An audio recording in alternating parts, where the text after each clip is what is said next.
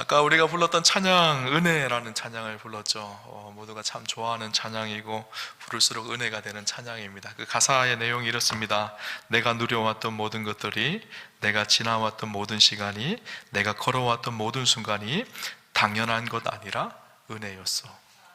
우리가 당연하다고 생각했던 것들이 사실은 당연한 것이 아니라 곰곰이 묵상하고 생각하면 은혜였음을 알게 되어집니다.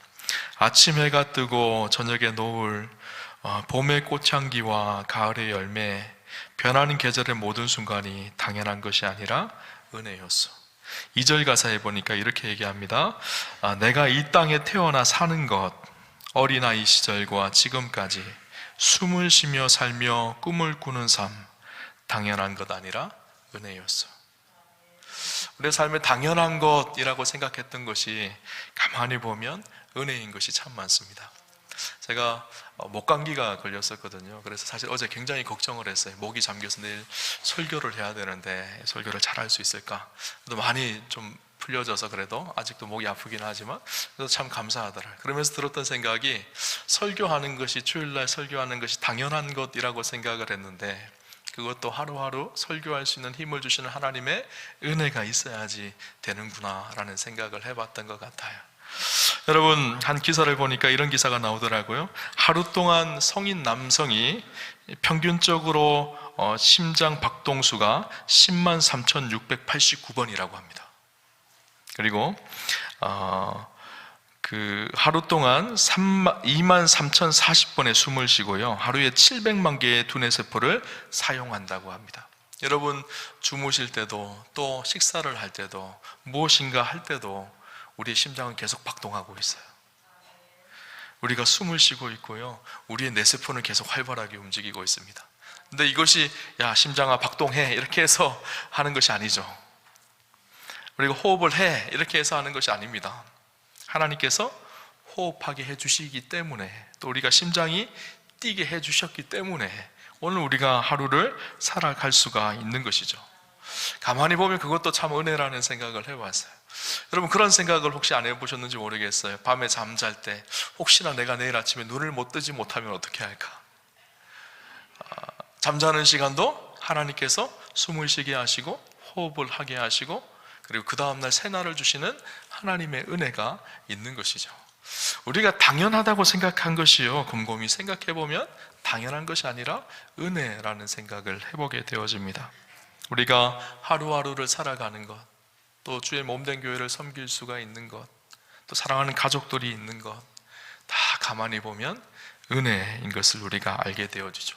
사도 바울은 이렇게 얘기합니다. 고린도전서 15장 10절에 그러나 내가 나된 것은 하나님의 은혜로 된 것이니 내게 주신 그의 은혜가 헛되지 아니하여 내가 모든 사도보다 더 많이 수고하였으나 내가 한 것이 아니요 오직 나와 함께 하신 하나님의 은혜로라. 사도 바울은 나의 나된 것이 하나님의 은혜라고 그렇게 이야기를 합니다. 사도 바울에게는 큰 은혜 두 가지가 있었어요. 원래 사도 바울은 유대인으로 예수 믿는 사람들을 핍박하러 다녔던 사람이었거든요. 그래서 늘 예수 믿는 사람들을 잡아서 핍박하고, 우리가 잘 아는 것처럼 스데반 집사님의 순교의 현장의 1등 공신이 바로 바울이었었습니다. 그런데 그를 예수님께서 찾아가셨어요. 다메섹 도상에서 예수님께서 찾아가셔서 일방적으로 그를 선택하시고 부르셔서 그를 하나님의 자녀 삼으셨어요. 하나님의 백성 삼으신 거예요.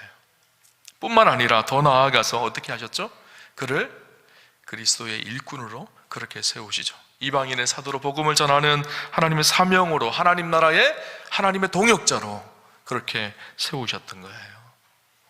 마땅히 그 죄를 보면 능지처참을 당해도 부족할 정도로 죄악이 가득했던 사람이죠. 그래서 사도 바울은 우리가 잘 아는 것처럼 디모데전서 1장 15절에 자신을 표현할 때 죄인 중에 괴수였다고 자신을 표현합니다.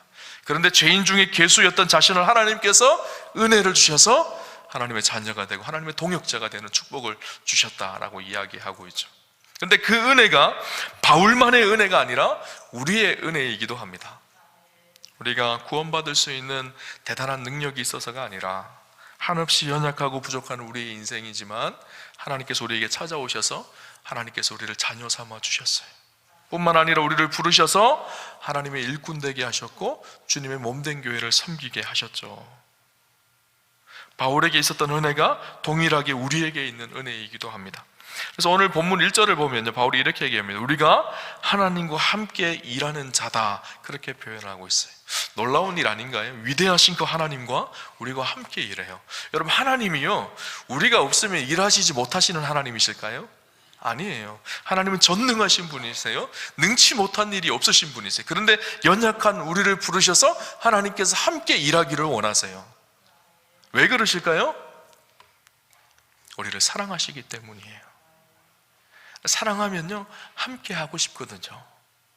제가 제 아내를 신대원에서 만났어요. 제 아내도 여전도사님이셨거든요. 신대원에 같이 다녔었는데 제 아내가 너무 마음에 드는 거예요, 제가. 그래서 저 자매를 꼭 꼬셔야 되겠다, 이렇게 생각을 하고 제가 의도적으로 접근을 하고 이야기를 하고, 근데 늘 제가 전화했어요, 아내한테. 내가 이런 일들을 해야 되는데 당신이 같이 도와주면 참 좋을 것 같아. 사실은 저 혼자 할 수 있는 일임에도 불구하고 같이 있고 싶어서, 같이 하고 싶어서 그렇게 했거든요. 사랑하면요, 같이 하고 같이 일하고 싶습니다. 그리고 그 영광의 자리에 같이 있고 싶은 거예요. 하나님도 마찬가지셨어요. 우리를 사랑하셔서 우리를 구원하셨고, 또 우리에게 하나님의 동역자 되게 하셨어요. 그리고 하나님 나라의 영광의 보좌에 우리를 함께 앉게 하기를 원하셨어요. 그렇죠? 놀라운 은혜이죠. 그리고 그렇게 은혜로 구원받은 우리의 삶이요, 하나님의 일을 감당할 수 있는 힘도요, 사실은 하나님의 은혜에서 나와요. 오늘 우리가 고린도후서 6장을 보았는데, 고린도후서 5장 14절 15절을 보면 사도 바울은 이렇게 기록합니다. 그리스도의 사랑이 우리를 강권하시는도다. 우리가 생각하건대 한 사람이 모든 사람을 대신하여 죽었은즉 모든 사람이 죽은 것이라. 그가 모든 사람을 대신하여 죽으심은 살아있는 자들로 하여금 다시는 그들 자신을 위하여 살지 않고 오직 그들을 대신하여 죽었다가 다시 살아나신 이를 위하여 살게 하려 함이라. 우리가 예수 믿고 믿음으로 살아갈 때, 주의 일을 할 때 핍박이 있고 고난이 있고 어려움이 있지만 사도 바울이 그 어려움을 이겨낼 수 있었던 비결이 있습니다. 그것이 무엇인가 하면 그리스도의 사랑이 우리를 강권하시는도다. 강권하신다라는 말은 내 옆에서 아주 큰 영향력을 미친다라는 말이거든요. 하나님의 은혜와 사랑이 사도 바울을 꼭 붙들고 있으니까 바울이 어떤 어려움 속에서도 어떤 고난 속에서도 흔들리지 않고 사명을 감당할 수가 있었던 것이죠.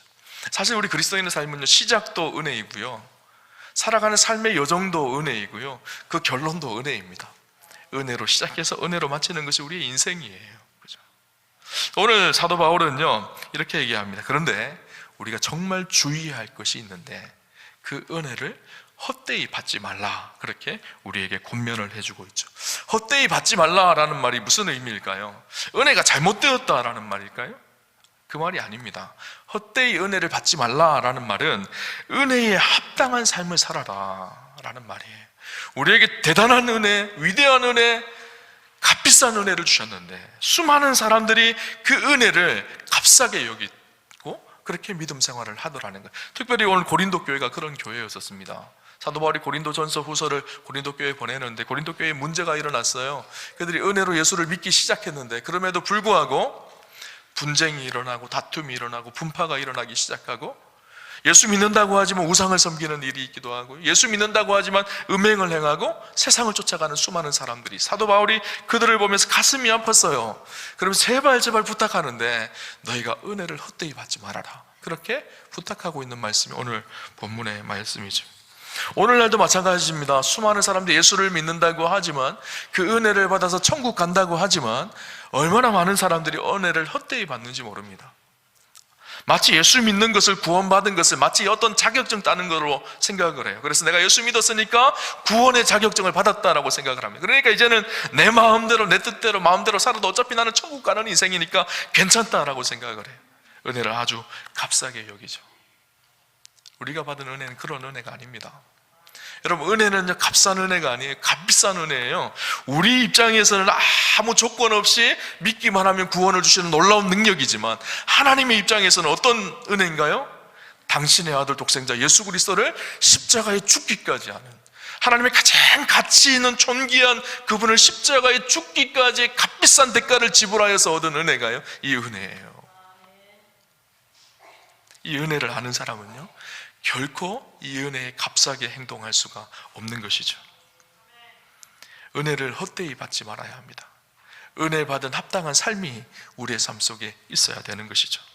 아일랜드 출신 작가로 유명한 오스카 와일드라는 작가가 있습니다. 그 사람이 쓴 단편 소설이 하나 있어요. 그 내용이 아주 독특하고 재미있습니다. 성경에 보면 성경에 수많은 믿음의 사람들이 예수님을 만나고 은혜 받은 이야기들이 기록되어져 있죠. 문둥병자가 치료되어지고 안전병이가 일어나기도 하고, 심지어는 죽었던 나사로가 살아나기도 하고, 또 현장에서 간음하며 잡혔던 여인이 예수님의 용서와 치유로 회복되고 구원받는 은혜도 있고요, 많은 은혜가 기록되어져 있습니다. 근데 중요한 것은 성경에 그렇게 은혜 받는 사람들의 이야기가 기록되어져 있는데, 그 은혜 받고 난 이후의 삶은 기록되어져 있잖아요. 그들이 어떻게 살고 있는지.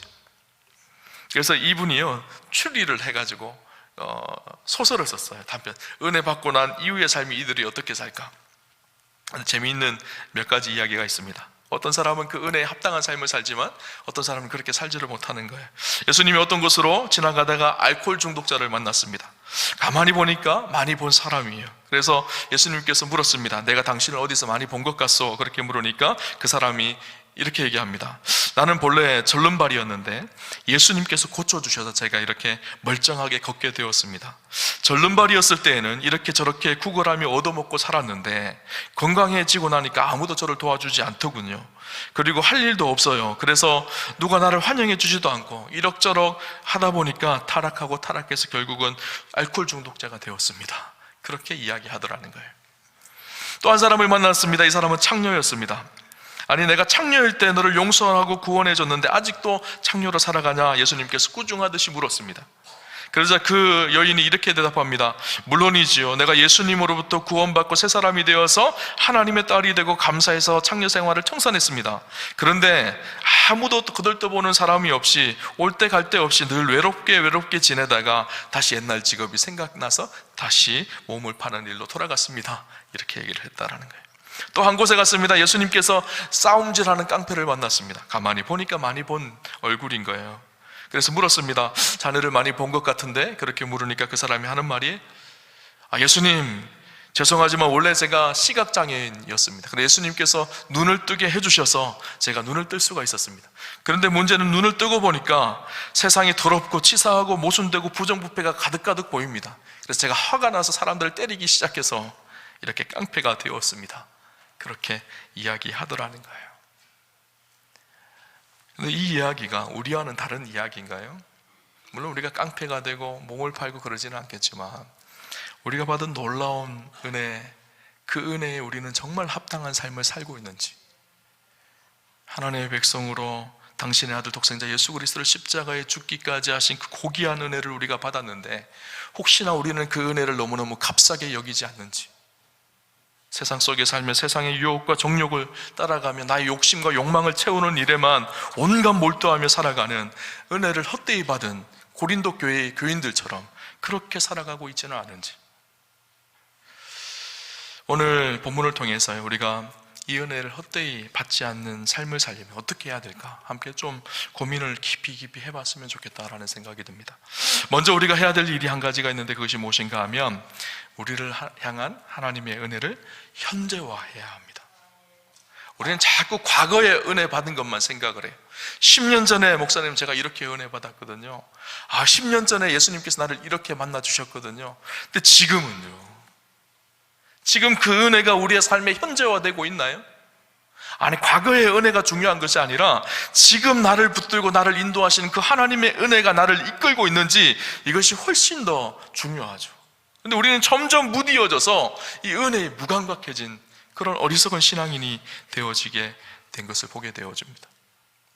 제가 아까 말씀드렸던 고린도후서 5장 14절에 보면요, 그리스도의 사랑이 우리를 강권하신다 그렇게 표현하고 있거든요. 바울은 여기서 강권하다라는 말이 쉰에코라는 말인데 옆에서 아주 내 마음에 계속적으로 내 마음에 울림을 주고 있다라는 거예요.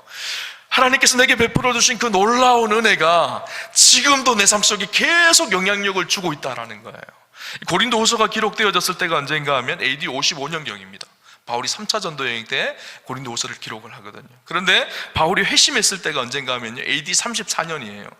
그러면 34년에서 55년까지 약 20년이 지났거든요. 20년이 지났음에도 불구하고 그의 마음속에는 여전히 하나님의 은혜와 사랑이 바울을 뜨겁게 강권하고 있는 거예요. 은혜의 사건이 과거의 사건이 아니라 지금 현재의 사건인 거예요. 그렇게 날마다 뜨겁게 뜨겁게 바울이 살아갈 수 있었던 비결은요, 은혜에 합당한 삶을 살 수 있었던 비결은 그 은혜가 지금의 사건이거든요. 여러분 어떠신가요? 그 은혜가 과거의 사건인가요? 아니면 현재의 사건인가요?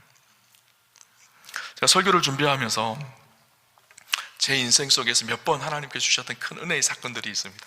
그 중에 한 번이 언제인가를 한번 생각해 봤는데, 그 중에 한 번이 제가 목사 안수를 받을 때였던 것 같아요. 제가 목사 안수 받은 지가 올해로 한 15년 딱 됐더라고요.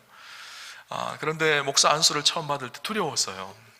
나 같은 사람이 목사가 될 수 있을까? 나 같은 사람이 목회를 할 수 있을까? 너무너무 두려웠거든요. 그래서 안수 받기 전에 한 달 정도 새벽 기도를 하면서 또 한 끼를 금식하면서 그렇게 한 달을 보냈어요. 하나님, 제 힘으로는 도저히 목사로 살기가 힘들 것 같습니다. 하나님께서 은혜 주셔서 안수 받으면 목사로 거룩하게 살아갈 수 있는 힘과 은혜를 더하여 주십시오. 그렇게 간절히 기도했던 것 같아요. 근데 그렇게 목사 안수를 받고 나니까 어떤 마음이 들었는가 하면, 내가 목사구나 라는 생각만 해도 눈물이 막 나기 시작하더라고요. 감동이 되기 시작하더라고요. 근데 그렇게 목사 안수 받은 지 15년이 지났습니다. 근데 지금은 제가 목사구나 해도 아무런 감동이 없어요. 눈물이 사라진 것 같아요. 그때만큼 뜨겁게 그렇게 순전한 마음으로 주님 사랑했던 마음을 잃어버린 것 같다라는 생각이 들어요. 시간이 지나면서 자꾸 우리의 마음이 굳어집니다.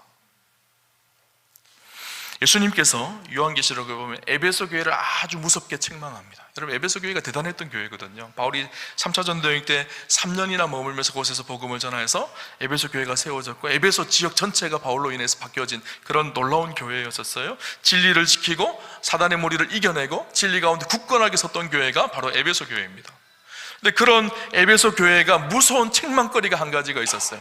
그것이 무엇인가 하면 첫사랑을 잃어버렸다라는 거예요. 처음 주님 사랑했던 그 마음, 처음 주셨던 그 은혜의 마음을 잃어버렸다는 것입니다. 그것이 무서운 책망이 되어졌어요.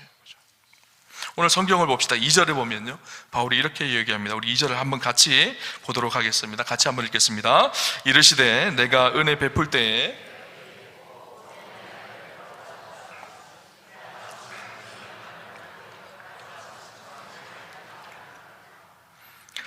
바울이 뭐라고 얘기하고 있죠? 보라, 지금은 은혜 받을 만한 때요, 지금은 구원의 날이로다. 바울이 무엇을 강조하고 있죠? 지금을 강조하고 있어요. 지금이 은혜 받을 만한 때라는 거예요. 지금이 구원의 날이라는 거예요. 여러분, 끊임없이 우리가 해야 될 일이 무엇인가 하면요, 은혜를 현재화시켜야 합니다. 오늘날을 인도하시고 이끄시고 함께 하시는 그 하나님의 은혜가 내 삶을 뜨겁게 감격하게 해야 되는 거예요. 여러분, 오프라 윈프리를 잘 아실 거예요. 미국의 토크쇼의 여왕이라고 불렸던 여인이죠. 미국을 움직이는 여성 1위에 뽑힌 인물이기도 합니다. 근데 이 오프라 윈프리 인생이 굉장히 불행한 인생이었었어요. 어렸을 때 태어나자마자 힘들고 고통스러운 삶을 삽니다. 못생기고 흑인으로 살았고, 태어나 9살부터 5년간 친척들에게 성폭행을 당합니다. 흑인이었기 때문에 인종차별을 수없이 받았고, 외할머니의 손에서 자라게 되어지는데, 외할머니가 그렇게 때렸대요. 그래서 그의 마음속에 소원이 한 가지가 있었는데, 백인이 되는 것이 소원이었다고 합니다. 백인이 되면 안 맞을 것 같아서 그랬다고 합니다. 청소년 시절을 방황하면서 마약 중독에 빠지기도 하고요, 성폭행을 당해서 사생활을 낳습니다. 또 미혼모가 되기도 하고요. 그런데 그랬던 그의 인생 가운데 예수님이 찾아오셔서 예수님을 만납니다. 그리고 만난 양어머니를 통해서 많은 양의 책을 읽기 시작했고, 그 책이 밑바탕이 되어서 토크쇼를 진행할 수가 있었다고 합니다. 우리가 잘 알듯이 지금 미국 최고의 부자가 되어졌죠. 그런데 미국에서 가장 많이 기부하는 사람 중에 한 명이 오프라 윈프리입니다. 보니까요, 남아프리카 공화국에 국립학교를 세우기 위해 4천억 원을 기부해서 152명의 학생들을 무상으로 교육시켰고, 차가 필요한 사람들, 돈이 없어서 차를 못 사는 사람들, 그런 사람들을 자기 토크쇼에 다 불러 모았습니다. 그리고 차키를 하나씩 다 나눠줬어요. 자기 재산으로 3천만 원 이상의 차량을 한 대씩 다 구입을 해준 것이죠. 또 도서관과 교육기관을 짓기 위해서 540억 원을 기부했습니다. 미국 연예인 중에 최고의 기부자가 되어졌죠. 뿐만 아니라 우리가 잘 아는 것은 타임즈의 20세기 가장 영향력 있는 인물 100인 중에 3년 연속이나 100인 중에 한 명으로 그렇게 되어진 사람입니다. 근데 제가 오프라 윈프리 이런 일들을 자랑하기보다 제가 오늘 나누고 싶은 한 가지는 무엇인가 하면, 그가 변화되어지고 나서 매일매일 한 것이 있다고 합니다. 무엇인가 하면 감사일기를 썼다고 해요. 하루하루 그날 나에게 주신 은혜가 무엇인지를 감사하며 감사를 기록했다라는 거예요. 감사일기 내용을 보면 이렇습니다. 아주 그냥 평범한 거예요. 오늘도 거뜬하게 잠자리에서 일어날 수 있어서 감사합니다. 유난히 눈부시고 파란 하늘을 보게 해주셔서 감사합니다. 점심때 맛있는 스파게티를 먹게 해주셔서 감사합니다. 얄미운 짓을 한 동료에게 화내지 않았던 것에 감사합니다. 좋은 책을 읽었는데 그 책을 써준 작가에게 감사합니다. 우리가 일상 속에 늘 있는 그런 감사예요. 그런 감사를 날마다 기록했다라는 거예요. 이런 감사를 기록한다라는 것은 무슨 의미일까요? 그날 주신 은혜를 지금 생생하게 기억하고 생생하게 현재화한다라는 것이거든요. 여러분, 오늘 하루를 살아갈 때 하나님이 우리에게 주신 은혜와 기쁨의 일들을 감사하며 기록해 보십시오. 오늘 나와 함께 하시는 그 하나님의 은혜를요, 충만하게 누리게 되어질 것입니다. 또 한 가지, 그 은혜를 헛되이 받지 않는다는 의미가 무엇인가 하면요, 그 은혜에 합당한 헌신과 순종이 있어야 하는 것을 의미합니다. 오늘 본문 4절 5절을 보면 2절 3절을 1절 2절을 저희가 읽었는데 3절 4절 5절을 보면 이렇게 기록합니다. 오직 모든 일에 하나님의 일꾼으로 자천하여 많이 견디는 것과 환난과 궁핍과 고난과 매맞음과 갇힘과 난동과 수고로움과 자지 못함과 먹지 못함 가운데서도, 바울이 자신의 이야기를 쭉 하면서 뭐라고 얘기하는가 하면 하나님의 일꾼으로 자천하였다, 그렇게 이야기합니다. 자천이라는 말이 무슨 말인가 하면 자기를 추천하였다라는 거예요. 우리가 보통 추천할 때 어떤 곳에 추천하죠? 좋은 곳에 추천하잖아요. 좋은 대학 가기 위해서 추천하고요, 좋은 직장 가기 위해서 추천합니다. 저도 목사이다 보니까 추천서를 자주 써요. 그런데 대부분요, 더 좋은 곳으로 가기 위해서 추천을 씁니다. 추천서를 쓰죠. 근데 오늘 바울이 뭐라고 했죠? 자기를 위해서 추천서를 쓰는데, 하나님의 일꾼으로 자기를 위해 추천서를 쓰는데 어떤 곳에 추천서를 쓰는가 하면 환난과 궁핍과 고난과 매맞음과 갇힘과 난동과 수고로움과 자지 못함과 먹지 못함 가운데, 주를 위해서 고난받는 일에 자기를 스스로 추천하여서 그곳에 머물고 있다는 거예요. 하나님의 놀라운 은혜를 받았기에 이 은혜에 합당한 삶을 살기 위해서 기꺼이 주를 위해서 내 삶을 헌신하고 수고하고 내 삶을 드리는 일을 주저하지 않고 그곳에 달려가고 있는 바울의 모습을 보게 되어지죠. 은혜에 합당한 삶을 산다는 것이 그것입니다. 이제는 내 인생을 나를 위해 사는 것이 아니라 나를 위해 십자가에 죽으신 주를 위해 살아가는 거예요. 그것이 은혜를 받은 사람의 삶의 모습이죠. 우리가 받은 어떤 은혜가 어떤 은혜인가요? 나를 위해서 예수님께서, 하나님이신 그분이 이 땅에 오셔서 십자가를 지시는 사건이에요. 이것이 은혜입니다. 여러분, 만약에 이렇게 쉽게 생각해 봅시다. 여러분을 너무너무 사랑해서, 만약에 여러분이 물에 빠졌는데 물에 빠진 나를 구하기 위해서 어떤 사람이, 나를 너무나 사랑하는 사람이 물속에 뛰어들어서 나를 구해줬어요. 그런데 그 사람이 대신해서 빠져 죽었어요. 우리의 마음속에 어떤 부담감이 생기죠? 내가 이제는 거저받은 목숨이기에 나를 위해서 저렇게 희생한 저 사람의 목까지 내가 잘 살아야 되겠다, 이런 생각 안 들까요? 그것이 그 은혜에 보답하는 거잖아요. 그죠? 우리 신앙생활도 마찬가지입니다. 나를 위해 십자가에 죽으신 그 은혜를 생각하는 사람들은 나를 위해 죽으신 주를 위해 살아가는 것이 마땅한 은혜에 합당한 삶이라는 것을 바울은 우리에게 이야기해 주고 있죠. 그래서 그 은혜를 받는 사람은 처음에는 기쁩니다. 근데 그 기쁨이요, 그냥 기쁨에서만 끝나지 않습니다. 그 기쁨이 두려움으로 바뀌어집니다. 나를 위해서 십자가에 죽으신 주님을 보기 시작하니까 이제는 내 인생이 나를 위해 사는 인생이 아니라 주를 위해 사는 인생이 되어야 되겠다는 두려움이 생기기 시작하는 것이죠. 오늘 우리의 문제는 무엇인가요? 은혜 받기는 간절히 사모합니다. 내 인생에 놀라운 일이 일어나고 기적이 일어나기를 사모합니다. 그런데 주를 위해 헌신하고 싶은 마음은 없습니다. 주를 위해 내 삶을 드리고 고난받는 일에는 손을 절레절레 흔드는 것이 오늘 우리의 모습이죠. 은혜에 합당한 삶은 살려고 하지 않아요. 은혜 받기는 그렇게 기대하고 소망하는데 그 은혜에 마땅한 삶을 살아내려고는 하지 않는 것이 오늘 우리의 모습이죠. 바울선교회, 제가 바울선교회를 섬기고 있잖아요. 바울선교회 이사로 섬기고 있는데 1년에 한 번씩 선교사님들 면접을 봅니다. 선교사님으로 지원을 하고 선교사 훈련을 받고 파송받기 위해서 이제 이사 목사님들이 모여서 면접을 하거든요. 얼마 전에 예전에 면접을 하는데 20대에 대학을 갓 졸업한 한 자매가 선교사를 지원한 거예요. 면접을 하고 이제 면접의 합격의 여부를 나누기 위해서 우리 목사님들과 함께 이야기를 하는데 20대 너무 어린 나이가 아닌가 이런 생각이 들었어요. 근데 그 이야기를 듣고 있다가 바울선교 대표이사 목사님이 이동희 목사님이시죠. 그분이 이런 얘기를 했어요. 당신은 20대가 선교사로 지원한 것이 너무 기쁘시다는 거예요. 과거 90년도만 해도 대부분의 선교사들이 20대, 30대들이 엄청나게 많이 지원을 해서 선교사로 파송을 받아서 갔다고 합니다. 근데 최근 5년간 그 바울 선교에 20대 선교사 지원한 사람이 아무도 없는 거예요. 뿐만 아니라 지금 한국교회의 현실이 그렇습니다. 신학교마다요 신학생들이 없어서 큰일입니다. 자기의 인생을 하나님께 드리겠다고 헌신하고 그렇게 하나님 앞에 살아가려고 헌신하려고 하는 사람들이 점점 없어지고 사라지는 세상이 되어졌어요. 우리 이사 목사님들이 함께 기쁨으로 그 자매를 훈련받을 수 있도록 그렇게 받아주었었습니다. 여러분, 우리가 참 기억해야 될 것이 있어요. 오늘 이 시대는요 은혜에 합당한 순종과 헌신이 사라진 시대입니다. 이 시대에 우리가 그 은혜에 합당한 삶을 살기 위해서 어떻게 살아야 되는지 심각하게 고민을 하셔야 합니다.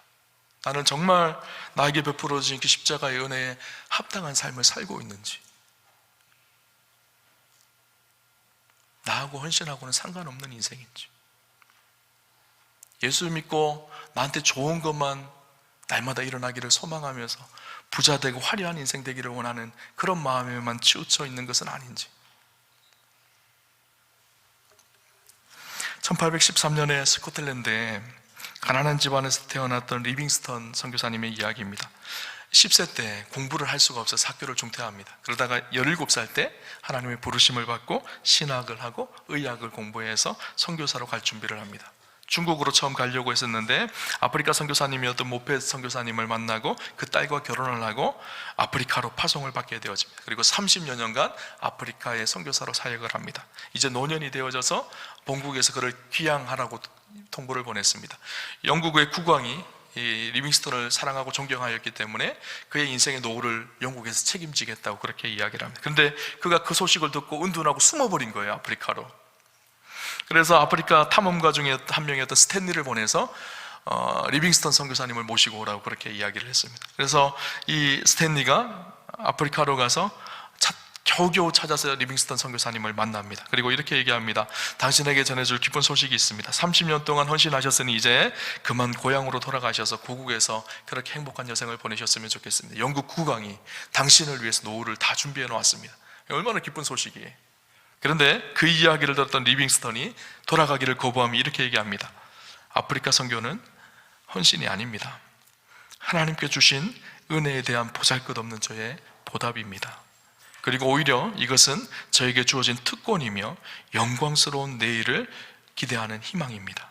현재의 고난은 장차 나타날 영광과 비교할 수 없기 때문입니다. 그렇게 하고 들어가기를 거부했습니다.